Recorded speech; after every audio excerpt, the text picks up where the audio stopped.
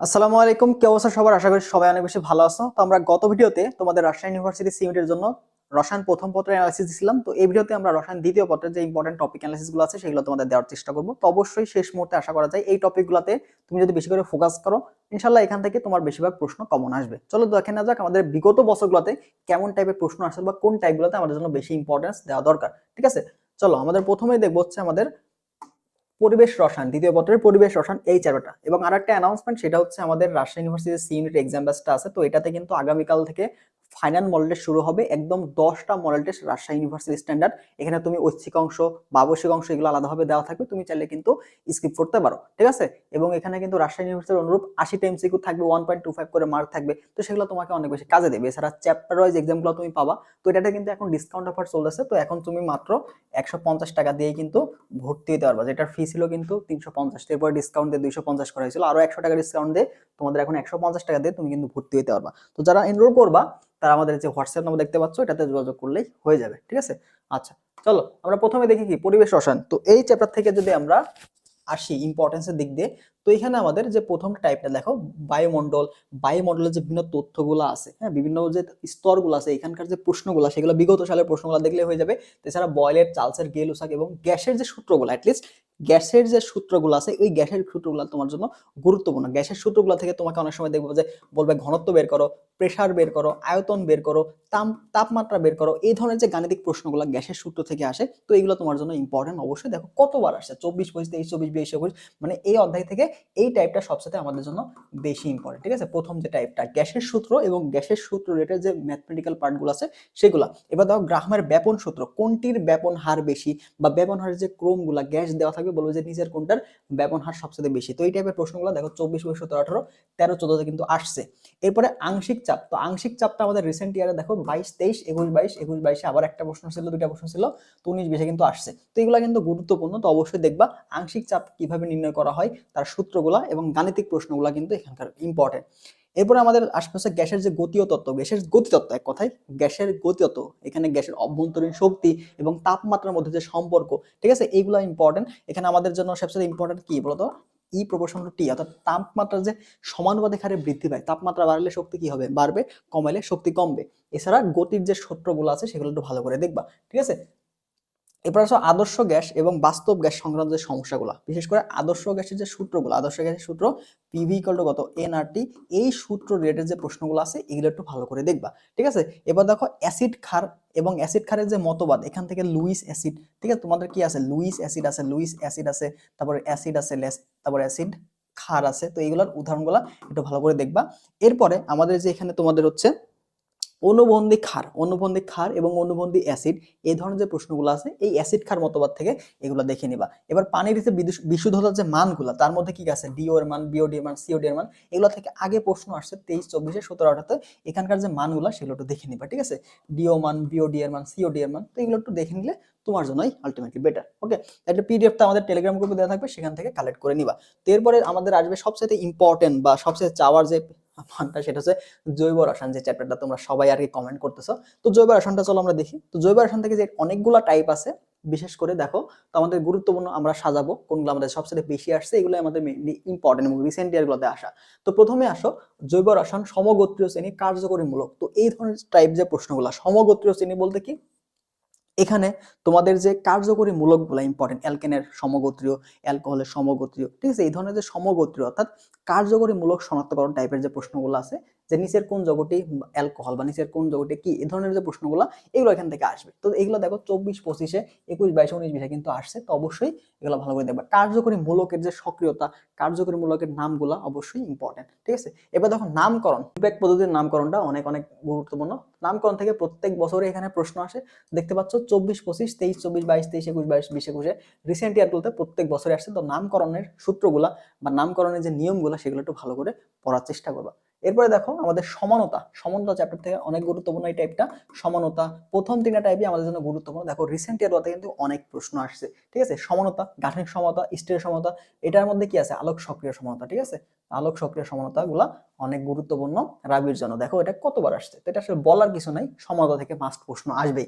এবার দেখো বন্ধন বিভাজন বিকারক, এটা তোমরা চাইলে বাদ দিতে পারো। এরপর দেখো অ্যালিফ্যাটিক হাইড্রোকার্বন, হাইড্রোকার্বন, তারপর অ্যালকেন, অ্যালকিন, অ্যালকাইন, এদের যে হচ্ছে শনাক্তকরণ বিক্রিয়া বা এদের উৎপন্ন করে যে বিক্রিয়াগুলো, এই রিলেটেড যে বিক্রিয়াগুলো আছে, যে কোন বিক্রিয়াতে তোমার হচ্ছে অ্যালকেন, অ্যালকিন, অ্যালকাইন এগুলো উৎপন্ন হবে, বা এই রিলেটেড যে প্রশ্নগুলো আছে, শনাক্তকরণ যে বিক্রিয়াগুলো আছে সেগুলো অবশ্যই দেখে নিবা। ঠিক আছে, তো এইগুলো দেখো কত প্রশ্ন আসছে। তো অ্যালকেন রিলেটেড তথ্যগুলো, অ্যালকেন রিলেটেড তথ্যগুলো, অ্যালকাইন রিলেটেড তথ্যগুলো কোথা থেকে তৈরি হয় এবং কিভাবে শনাক্ত করব, এই দুইটা জিনিস অবশ্যই গুরুত্বপূর্ণ। এরপরে দেখো alkyl halide, alkyl halide, aryl halide, nucleophilic প্রতিস্থাপন বিক্রিয়া, ঠিক আছে, এরপরে অপসারণ বিক্রিয়া, ক্লোরোফর্ম, এই ধরনের যে বিক্রিয়াগুলো আছে, বিশেষ করে যে নিউক্লিওফিলিক প্রতিস্থাপন বিক্রিয়া এবং হচ্ছে অপসারণ বিক্রিয়া। ঠিক আছে, তো এই দুইটা বিক্রিয়াগুলো অবশ্যই ভালো করে দেখবা। দেখো রিসেন্ট গুলোতে কিন্তু আমাদের প্রথম প্রশ্ন আসছে, অনেকগুলো প্রশ্ন আসছে। ঠিক আছে, 24-25 আসছে, 23-24 আসছে, 22-23 আসছে। তো অবশ্যই বিক্রিয়াগুলো কিন্তু মাস্ট, হ্যাঁ, বিক্রিয়াগুলোর মেকানিজম অবশ্যই অবশ্যই ভালো করার চেষ্টা করবা। যে তোমাকে বলবে যে নিউক্লিওফিলিক প্রতিস্থাপন বিক্রিয়া কারা দেয়, বা অপসারণ বিক্রিয়া কারা দেয়, সংযোজন বিক্রিয়া কারা দেয়, এই ধরনের প্রশ্নগুলো অনেক ইম্পর্টেন্ট।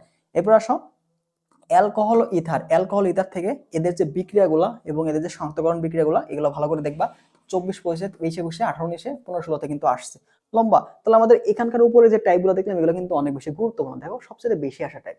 এরপর হচ্ছে কার্বনিল যৌগ, কার্বনিল যৌগের মধ্যে কি কি থাকে, অ্যালডিহাইড আছে, কিটোন আছে। তো এই দুইটার যে শনাক্তকরণ বিক্রিয়া, এই দুইটার শনাক্তকরণ এবং পার্থক্যকরণ যে বিক্রিয়াগুলো আসে, এখান থেকে কিন্তু অনেক প্রশ্ন আসবে। ঠিক আছে, এই দুইটার শনাক্তকরণ এবং পার্থক্যকরণ বিক্রিয়াটা, কিটোন এবং অ্যালডিহাইড তুমি কিভাবে পার্থক্য করবা বা শনাক্ত করবা। তারপর দেখো জৈব অ্যাসিড ও জাতক, জৈব অ্যাসিডের যে জাতক এবং অ্যামিন টাইপের যে প্রশ্নগুলো আছে, এখান থেকে দেখে নিতে পারো 23-24, 22-23, 21-22 যেহেতু আসছে রিসেন্ট গুলোতে।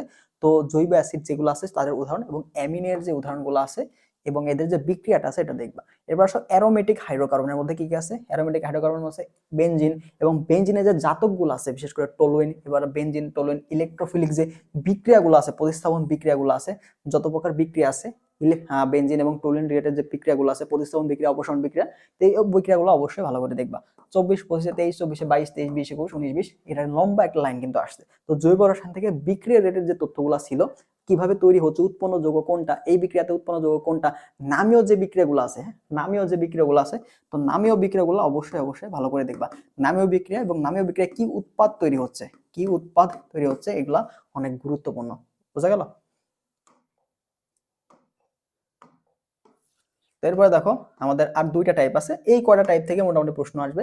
এরপরে আমাদের দেখো অ্যানিলিন, ডায়োজোনিয়াম লবণ, এই যে ডায়োজোনিয়াম লবণ, এই লবণের যে সংকেত, সংকেত এবং বিক্রিয়া, কোন বিক্রিয়ায় উৎপন্ন হচ্ছে। ঠিক আছে, এর অ্যানিলিনের যে বিক্রিয়াগুলো আছে, বিশেষ করে শনাক্তকরণ বিক্রিয়া, এবার সক্রিয়তা, ঠিক আছে, সক্রিয়তা, এগুলো দেখবা। তারপর দেখো রূপান্তর, শূন্যস্থান পূরণ, বিক্রিয়া সম্পূর্ণ করা, গুরুত্বপূর্ণ যৌগ এবং বিভিন্ন যৌগের ব্যবহার, গাঠনিক সংকেত টাইপের প্রশ্নগুলো দেওয়া থাকে। এগুলো থেকে বেশি প্রশ্ন আসে নাই, কিন্তু আমরা যদি উপরের দিকে আসি, তো উপরের পার্টগুলো কিন্তু আমাদের জন্য সবচেয়ে বেশি ইম্পর্টেন্ট ছিল। ঠিক আছে, তো এখানকার যে কয়টা টপিক দেখতে পাচ্ছ, এই টপিকগুলো সবচেয়ে বেশি, এই 10টা টপিক। তার মধ্যে তুমি চাইলে এই যে বন্ধন, বিভাজন বা বিকারক টাইপের প্রশ্নটা বাদ দিতে পারো, বাট বাকি যে প্রশ্নগুলো আছে এগুলো কিন্তু জৈব রসায়নের জন্য অনেক অনেক বেশি গুরুত্বপূর্ণ। তো সর্বোচ্চ চেষ্টা করবা এই টাইপগুলো অ্যাটলিস্ট প্রশ্ন ব্যাংক থেকে বেশি বেশি প্র্যাকটিস করা। ঠিক আছে, তাহলে দেখবা যে অনেকগুলো প্রশ্ন তোমার কমন চলে আসতেছে।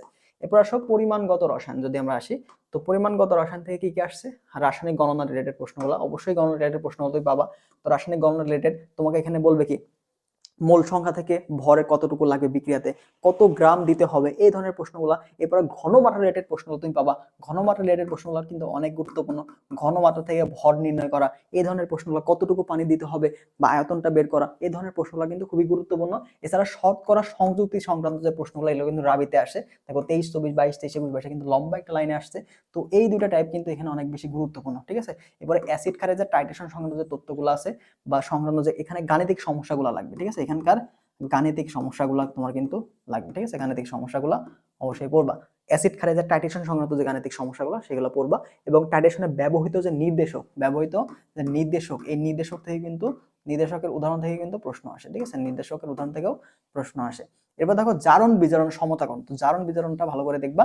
এছাড়া সমতাকরণ, জারণ বিজারণ, টাইট্রেশন ভিত্তিক যে গাণিতিক সমস্যাগুলো সেগুলো কিন্তু আসছে পরবর্তী। দেখো এই প্রত্যেকটা টাইপই আমাদের জন্য কিন্তু গুরুত্বপূর্ণ, এবং প্রত্যেকটা কিন্তু সবগুলা এখানে গাণিতিক প্রশ্নগুলো তোমার বেশি আসবে। ঠিক আছে, এখানকার থেকে গাণিতিক প্রশ্নগুলো তুমি বেশি পাবা রাজশাহী ইউনিভার্সিটিতে পরিমাণগত রসায়ন থেকে। এবং যদি থিওরি প্রশ্নের কথা বলো, সেই ক্ষেত্রে তোমার টাইট্রেশনে কোন নির্দেশক ব্যবহার করা হয়, এই থিওরি প্রশ্নগুলো তুমি পেতে পারো এখানে। আর বাকি সবগুলাই এখানে গাণিতিক প্রশ্ন, যেহেতু পরিমাণগত রসায়ন নামই, এখানে কিন্তু পরিমাণগত রসায়নের ম্যাথমেটিক্যাল পার্টগুলো থাকবে। ঠিক আছে, আচ্ছা এরপরে দেখো আমাদের যদি তড়িৎ রসায়নটা দেখি, তড়িৎ রসায়ন থেকে কেমন টাইপের প্রশ্নগুলো আসে। তো তড়িৎ রসায়ন থেকে তোমাদের দিবে হচ্ছে তড়িৎ বিশ্লেষণের পরিবাহিতা, তড়িৎ বিশ্লেষণের যে উদাহরণগুলা এক্সাম্পল গুলাও অনেক গুরুত্বপূর্ণ, তো এক্সাম্পল গুলাও দেখবা, ঠিক আছে। এরপর তড়িৎ বিশ্লেষণ কোষ, কোষগুলা দেখে নিবা, কোষের যে উদাহরণগুলো আছে এগুলা থেকে একটু বিস্তারিত দেখে নিবা। বিশেষ করে ফ্যারাডের সূত্রগুলা, এটা অনেক গুরুত্বপূর্ণ, যে কতটুকু কারেন্ট দিলে, মূলত চার্জ তোমাকে দেওয়া আছে, বলো যে ক্যালসিয়াম 2+, তো এটাতে কত ফ্যারাড কারেন্ট দিলে এটা মুক্ত হবে, এটাকে যতটা চার্জ তত, তাহলে দেখেন 2 ফ্যারাড যদি দাও তাহলে কি কারেন্ট, এটা এক চার্জ মুক্ত হয়ে যাবে, ঠিক আছে। তো এখানে 2 মোল চার্জ আছে। তো এইভাবে কিন্তু ফ্যারাডের সূত্র সংক্রান্ত যে প্রশ্নগুলো আছে সেগুলো কিন্তু অনেক বেশি গুরুত্বপূর্ণ। বা তোমাকে টি সময় পরে কারেন্ট তুমি দিলা, তাহলে কতটুকু অ্যানোডে যুক্ত হবে বা ক্যাথোডে কতটুকু দ্রবীভূত হবে, এই ধরনের প্রশ্নগুলো, ফ্যারাডের সূত্র রিলেটেড প্রশ্নগুলো অনেক গুরুত্বপূর্ণ। এবার দেখো তড়িৎ রাসায়নিক কোষ, এখান থেকেও প্রশ্ন আসে। এবার তড়িৎ দ্বারের যে গাণিতিক প্রশ্ন, হ্যাঁ, এখানকার তোমার যে তড়িৎ দ্বারের কোষ বিভব, কোষের যে বিভবের মান নির্ণয়, টোটাল যে ই সেল, হ্যাঁ, ই সেলের যে মান নির্ণয় টাইপের প্রশ্নগুলো থাকে না, ওইখানকার গাণিতিক প্রশ্নগুলো এখানে গুরুত্বপূর্ণ। তো এই কয়টা 5টা টপিক থেকেই তোমার তড়িৎ রসায়ন থেকে মোটামুটি প্রশ্ন এসে থাকে। প্রথম কাজ কি, তড়িৎ বিশ্লেষ্য এদের উদাহরণ দেখবা, লবণ সেতু টেতু এগুলো যেগুলো আছে, তড়িৎ কোষ এগুলো দেখবা। পাশাপাশি সবচেয়ে ইম্পর্টেন্ট হচ্ছে ফ্যারাডের যে সূত্রটা, এটা তুমি দেখবা। ফ্যারাডের সূত্র রিলেটেড যে প্রশ্নগুলো, এগুলো প্রশ্ন সলভ করবা। প্রশ্ন সলভ করলে সবচেয়ে বেশি প্রশ্ন তুমি কমন পাবা। অনুশীলনী হতে পারে বা প্রশ্ন ব্যাংক হতে পারে, যেখান থেকে এই টাইপের প্রশ্নগুলো তুমি সলভ করলে মোটামুটি তোমাদের কভার হয়ে যাবে, ঠিক আছে। তো এই যে ইম্পর্টেন্ট প্রশ্নগুলো, এই টাইপগুলো চেষ্টা করো কোশ্চেন ব্যাংকটা ভালো মতো অ্যানালাইসিস করার। রাজশাহী ইউনিভার্সিটি কোশ্চেন ব্যাংকটা দেখো, রাবির কোশ্চেন ব্যাংকটা দেখো, ভার্সিটি এ এর যে কোশ্চেন ব্যাংকটা আছে, ভার্সিটি এ এর যে কোশ্চেন ব্যাংকটা আছে এটা দেখো রসায়নের ক্ষেত্রে। আর এক্সট্রা কাজ করবা, অনুশীলনের প্রশ্নগুলো দেখবা, ঠিক আছে, অনুশীলনী প্রশ্নগুলো দেখো। তো ভাই ভার্সিটি থেকে কোনগুলো দেখবা, ভার্সিটি থেকে তুমি চেষ্টা করো ঢাবি, রাবি এবং হচ্ছে জাবি, এই 3টা ইউনিভার্সিটি অ্যাটলিস্ট সলভ করার, ঠিক আছে। অ্যাটলিস্ট এই 3টা ইউনিভার্সিটির প্রশ্ন তুমি সলভ করার চেষ্টা করবা, ঠিক আছে। আচ্ছা, তো এই ছিল মূলত আমাদের বিষয়গুলো তড়িৎ রসায়নের। তো এখান থেকে আমাদের যে এক্সাম ব্যাচের যে রুটিনটা তোমাদের যদি দেখাই, দেখো এখানে একটা জিনিস তুমি দেখবা, আমাদের এক্সাম ব্যাচের যে রুটিনগুলা, আমাদের এক্সাম ব্যাচে এখন কি কি থাকতেছে। এখন তুমি যে পাচ্ছ, যে এক্সামগুলো পাচ্ছ অলরেডি, দেখো আমাদের এক্সামগুলো কিন্তু এই যে অধ্যায়ভিত্তিক এক্সামগুলো সবগুলো কিন্তু হয়ে গেছে, হ্যাঁ, অধ্যায়ভিত্তিক যতগুলো এক্সাম দেখতেছো সবগুলা কিন্তু এখানে হয়ে গেছে। তো এক্সামগুলো তুমি আবার কিন্তু চালিয়ে দিতে পারবা, এই সবগুলো এক্সাম তোমার জন্য অ্যাভেলেবল, ঠিক আছে। এই সবগুলো এক্সাম তুমি কিন্তু সব এক্সামগুলা এখানে যা আছে সবগুলো এক্সাম তুমি দিতে পারবা, সবগুলো এক্সাম তুমি দিতে পারবা, সবগুলো এক্সাম আমাদের ওয়েবসাইটে কিন্তু সাজানো আছে, ঠিক আছে। তো এগুলো দিতে পারবাই। এর পাশাপাশি এর পাশাপাশি দেখো আমাদের ফাইনাল পেপার ফাইনাল গুলো কিন্তু শেষ, paper final, subject final already শেষ। দেখো আজকে কত, 10 জানুয়ারি না, এই 10 জানুয়ারিতে তোমাদের গণিত দ্বিতীয় পত্র, গণিত সাবজেক্ট ফাইনাল এটা হয়ে যাবে, ঠিক আছে। তো আমাদের পেপার ফাইনাল এবং সাবজেক্ট ফাইনাল গুলো আজকের মধ্যে শেষ, এবং আগামীকাল থেকে 15 তারিখ পর্যন্ত তোমাদের এখানে টোটাল 5 10টা করে মডেল টেস্ট হবে, ঠিক আছে। তো আমাদের দিনে 2টা করে মডেল টেস্ট হবে, সকাল 10টা থেকে রাত 8টা পর্যন্ত তুমি একটা মডেল টেস্ট পাবা, এবং হচ্ছে রাত 9টা থেকে পরদিন দুপুর 12টা পর্যন্ত তুমি আরেকটা মডেল টেস্ট পাবা, ঠিক আছে। তো এইভাবে আমাদের প্রতিদিন 2টা করে মডেল টেস্ট তোমাদের এখানে হবে। তো 2টা করে মডেল টেস্ট তুমি কিন্তু একদিন দিতে পারবা, এবং প্রত্যেকটা মডেল টেস্ট কিন্তু রাবি স্ট্যান্ডার্ড। তো এখানে প্রশ্ন থাকবে কয়টা জানো, এখানে তোমার প্রথমে 55টা প্রশ্ন থাকবে, এরপরে তোমার এখানে 25টা প্রশ্ন থাকবে, তারপরে 25টা, তারপর আবার 25টা। কেন? কারণ এখান থেকে তুমি 25টা প্রশ্ন 3টা অপশন থাকবে, তো আবশ্যিক এবং ঐচ্ছিক অংশ, তো আবশ্যিক অংশ আলাদা থাকবে, এবং ঐচ্ছিক অংশ থেকে তুমি চাইলেই ম্যাথ প্লাস বায়ো দেখাতে পারবা, শুধু বায়োলজি দেখাতে পারবা, শুধু ম্যাথ দেখাতে পারবা। তো এইভাবে কিন্তু চাইলে প্রশ্ন তুমি সিলেক্ট করতে পারবা, ঠিক আছে। তো এই অপশনগুলো আমাদের দেওয়া থাকবে, আলাদাভাবে লেখা থাকবে, তোমার ঐচ্ছিক অংশ এবং আবশ্যিক অংশ আলাদা লেখা থাকবে, সেখান থেকে তুমি প্রশ্নগুলো মডেল টেস্ট দিতে পারবা। তো এই মডেল টেস্টগুলো দেখো 10টা মডেল টেস্ট আমরা কিন্তু নিচ্ছি রাবির জন্য, তো এতগুলো মডেল টেস্ট তুমি কিন্তু অন্য কোথাও পাবা না। এবং এছাড়া এখানকার যে অধ্যায়ভিত্তিক এক্সামগুলো আছে সেগুলো তো পাচ্ছই, এর বাইরেও আরো অধ্যায়ভিত্তিক এক্সাম আছে, এর বাইরেও আরো চ্যাপ্টার ওয়াইজ এক্সামগুলো আমাদের ওয়েবসাইটে সাজানো আছে, ঠিক আছে। তো সবগুলো এক্সাম তুমি কিন্তু এনরোল করা মাত্রই পেয়ে যাবো, ঠিক আছে। যারা এখনো আমাদের এক্সাম পাশে ভর্তি হও নাই, তারা হোয়াটসঅ্যাপে যোগাযোগ করে ভর্তি হয়ে যাও। রাবির জন্য সর্বোচ্চ এক্সাম, এবং এখন কিন্তু ম্যারাথন ক্লাস চলতেছে, already physics first part second part শেষ, আমাদের ম্যাথ পার্টটা শুরু হবে। তো ক্লাসগুলো তুমি কিন্তু এখানে অবশ্যই বেনিফিটেড হবা, ঠিক আছে।